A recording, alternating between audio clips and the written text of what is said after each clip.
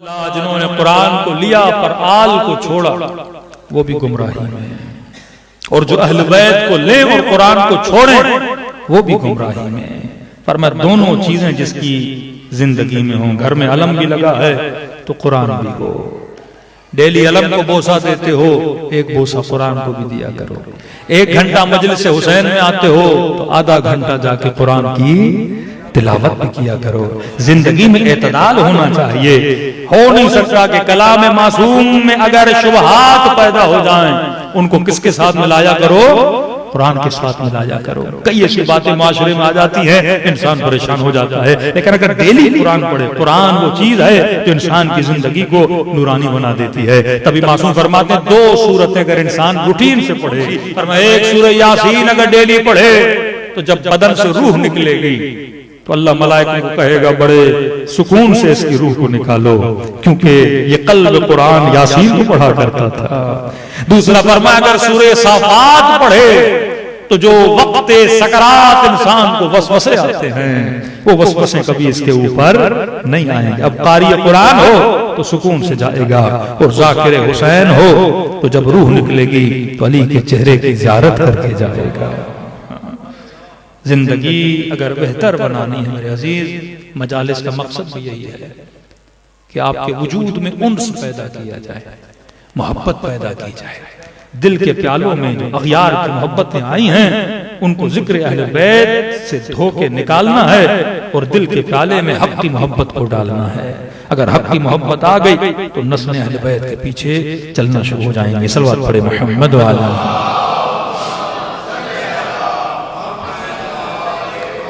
एक मजलिस में इतनी गुंजाइश नहीं होती। मोहब्बत के कुछ दरवाजे होते हैं। मोहब्बत जबान मोहब्बत का दरवाजा है। कुछ दरवाजे होते हैं। मोहब्बत जबान मोहब्बत का दरवाजा है। कोई किताब पढ़ते हो ना, आंखों से पढ़ते हो। कोई आवाज सुनते हो ना, कानों से सुनते हो। किसी से बात करते हो, जबान से बात करते हो। किसी को टच करते हो, हाथों से करते हो। तो फरमाया गिलास है मसलन बहुत अच्छा है, कहाँ गया गिलास? सल्लल्लाहु अलैहि मोहम्मद वाला। बस बस कोई कहे मौलाना गिलास का शेप मुझे बड़ा मोहब्बत के लिए नहीं बना, पानी के लिए बना। इससे वो काम ले जिस चीज के लिए बना है। कपड़े हैं, अब कोई कपड़ों का दीवाना हो जाए, लोगों का दीवाना हो जाए, किसी के चेहरे का दीवाना हो जाए। जनाब वो चीज जिस चीज के लिए बनी है वो लज्जत उससे ले। आशिक न बन, क्योंकि आशिक बनो इश्क आया। और कोई कायनात में ऐसी चीज नहीं जो हमेशा बाकमाल रहे। जब मैंने देखा तो बाकमाल, बिल्डिंग देखी बड़ी खूबसूरत, गाड़ी देखी नया नया मॉडल बड़ा अच्छा, मौलाना आईफोन आया नया नया लेना, कोई ऐसी चीज नहीं जिसे ज़वाल ना आए। हाँ, जिस वक्त मोहब्बत होती है कमाल होता है। अब जैसे जैसे ज़वाल आता जाएगा मोहब्बत भी क्या होती जाएगी? खत्म। आशिक उसका बन जिसे कभी फना न हो। दुनिया का कौन सा हुस्न है कि झुर्रियों में न बदल जाए? दुनिया का कौन सा फल और खाना है कि बदबू में बदल जाए? दुनिया की कौन सी चीज है जो पोसीदा न हो जाए? यहाँ हर चीज को जंग लग जाता है। तभी फरमाया कुल्लु मन अलैहा फान व यबका वजहु रब्बिका ज़ुल जलाल वल इकराम, कि हर चीज को खुदा ने फना दी है, बस बका है तो रब के चेहरे को बका है।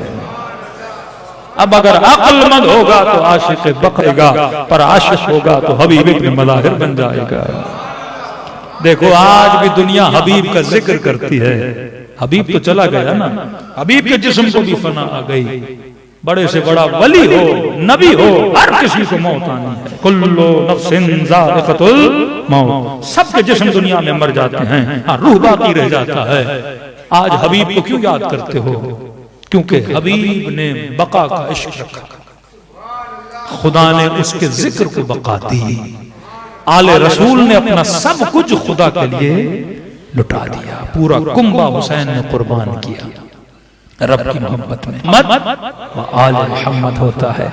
जिक्र खुदा हो तो जिक्र मोहम्मद भी है, और जिक्र मोहम्मद हो तो कैसे मुमकिन है जिक्र आले मोहम्मद। आप भी चाहते हैं कि आखिरत में सितारों की तरह चमको, दुनिया याद रखे, तो फरमाया ऐसे बनो, उसके इश्क में जिंदगी गुजारो।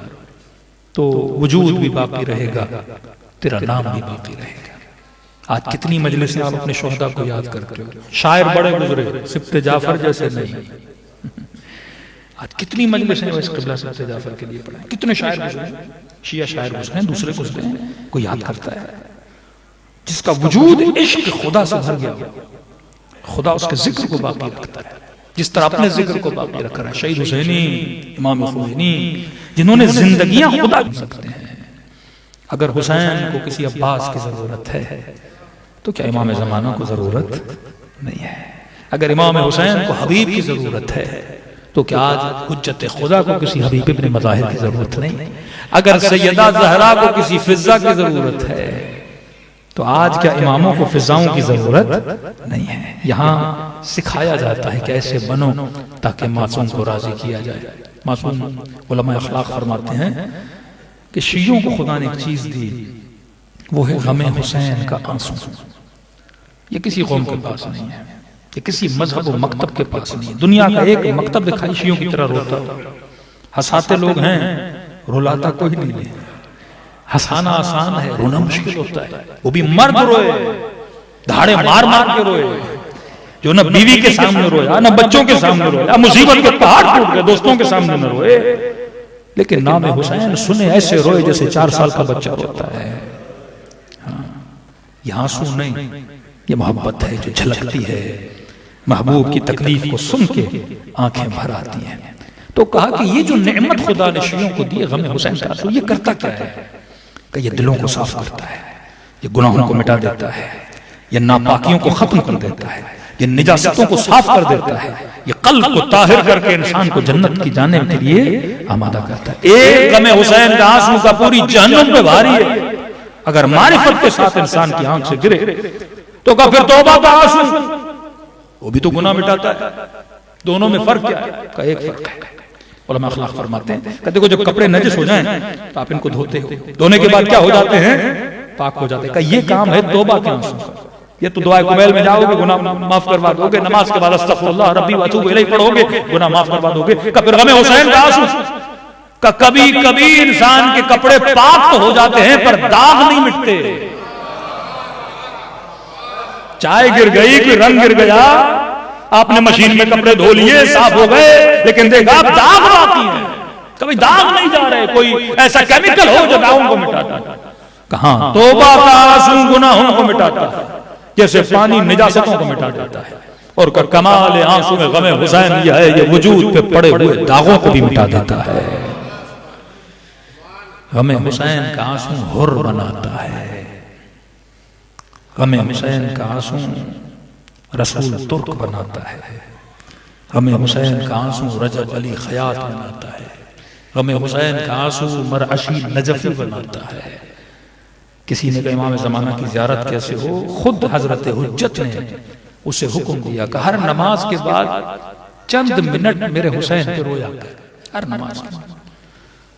कहते मौलाना आदत हो गई, हर नमाज के बाद कहीं से नुस्खा मिला, किसी को इमाम ने दिया, कहते मैंने अमल किया, नमाज खत्म होती कभी 1 मिनट, कभी आधा मिनट, कभी 2 मिनट, मुख्तसर मौला का सलाम, अस्सलाम अलल हुसैन अला अली इब्न अल हुसैन अला औलाद अल हुसैन अला असहाब अल हुसैन। कहता बस ये सलाम पढ़ता था, अलल हुसैन तो मौला की मुसीबत है, अली इब्न अल हुसैन इमाम ज़ैनुल आबिदीन की मुसीबत है, अली अकबर की मुसीबत है, औलाद अल हुसैन अली असगर की मुसीबत है, असहाब अल हुसैन जनाब जौन सईद। कई तस्वुरात आते थे आंखों से। कहते पूरा साल गुजरा, अब मैं भूल गया कि मैं रोता क्यों था।